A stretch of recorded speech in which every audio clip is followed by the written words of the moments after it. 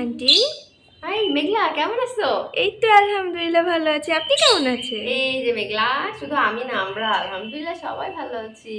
বাকিরা কেমন আছে দেখি? আলহামদুলিল্লাহ সবাই ভালো আছে, সবাই ভালো আছে। দেখো বড়, আপনি কি করতেছিলেন? এই যে শোনা, ওদের মুখ পরিষ্কার করছিলাম, ওদের মুখে একটু ময়লা ছিল তো, এজন্য একটু পরিষ্কার করে দিলাম, যাতে নিট এন্ড ক্লিন থাকে, একটু ভালো লাগে দেখতে। এখানে কয়টা ছেলে আর কয়টা মেয়ে? কয়টা ছেলে কয়টা মেয়ে? এখানে একটা মেয়ে আর হচ্ছে 5টা ছেলে। আচ্ছা, কি করে বুঝবো যে বিড়াল ছেলে না মেয়ে? হ্যাঁ, আজকে তুমি খুবই গুরুত্বপূর্ণ একটা কোশ্চেন করছো যে বিড়াল ছেলে কি মেয়ে, এটা বুঝবো কি করে। তাহলে চলো আজকে আমরা এটা নিয়ে একটা ভিডিও করি, চলেন আন্টি, করা যায়। বুঝি বিড়ালের বাচ্চা ছেলে না মেয়ে। তো লেটস স্টার্ট। আমরা যারা নতুন বিড়াল পালি তাদের মনে কমন একটি কোশ্চেন হচ্ছে কিভাবে বুঝবো বিড়ালের বাচ্চা ছেলে বা মেয়ে। কারণ বিড়াল এমন একটা প্রাণী যেটা বাহ্যিক দিক থেকে দেখে বোঝার কোনো উপায় নেই যে এটা ছেলে না মেয়ে। সাধারণত পাখি বা মানুষের বাচ্চা কিন্তু আমরা দেখেই বলতে পারি এটা ছেলে বা এটা মেয়ে। তো চলুন কিভাবে বুঝবেন যে বিড়ালের বাচ্চা ছেলে না মেয়ে। তো আমার হাতে এখন একটি বিড়ালের বাচ্চা আছে। এটা হচ্ছে মেয়ে বিড়ালের বাচ্চা, এবং মেয়ে বোঝার সবথেকে সুন্দর উপায় হচ্ছে ওদের পাশাপাশি 2টা ছিদ্র থাকবে। একটি হচ্ছে ওদের মলদ্বার থাকবে এবং পাশাপাশি থাকবে যৌনাঙ্গ, যেটা আরও একটি ছিদ্র থাকবে। তো পাশাপাশি 2টা ছিদ্র থাকলে সেটা সহজেই বুঝে নেবেন যে এটা মেয়ে বিড়াল।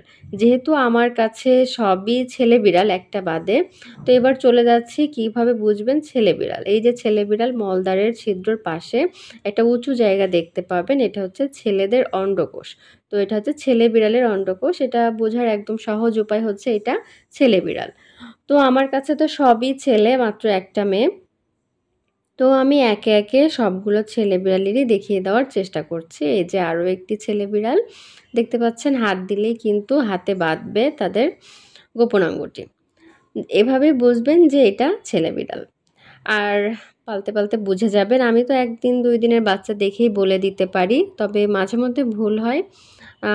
নর্মালি 1 সপ্তাহ যাওয়ার পরে খুব ভালো বোঝা যায়। 1 সপ্তাহ গেলে বিষয়টা একেবারে 100% বলা যায়। 1-2 দিনে বলতে গেলে আমারও কষ্ট হয়ে যায়।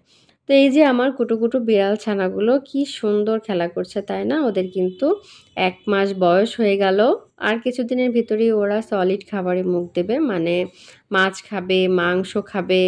এখনও কিন্তু সলিড খাবার খাচ্ছে না, এখন হচ্ছে শুধুমাত্র মায়ের দুধ খাচ্ছে।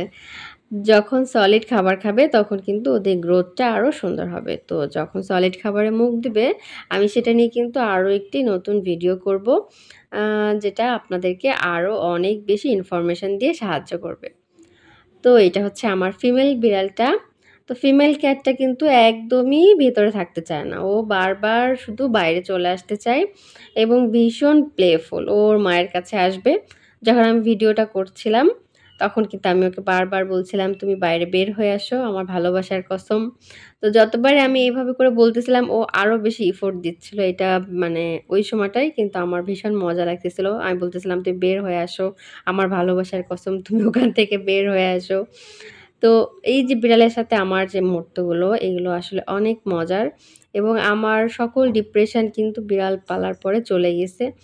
মানসিকভাবে আমি অনেক হ্যাপি এখন। তো আপনারা যদি কেউ ডিপ্রেশনে থেকে থাকেন, বলবো বিড়াল পালতে, আপনাদের ঘরে কিন্তু শান্তি চলে আসবে, যেমনটা আমার বাসায় এসে। তো এই ছিল আমার আজকের ভিডিও। কেমন লাগলো আমার ভিডিও বা কেমন লাগে আমার ভিডিও অবশ্যই কিন্তু কমেন্ট করে জানাবেন। নতুন নতুন ভিডিও নিয়ে আবার হাজির হব। আল্লাহ হাফেজ।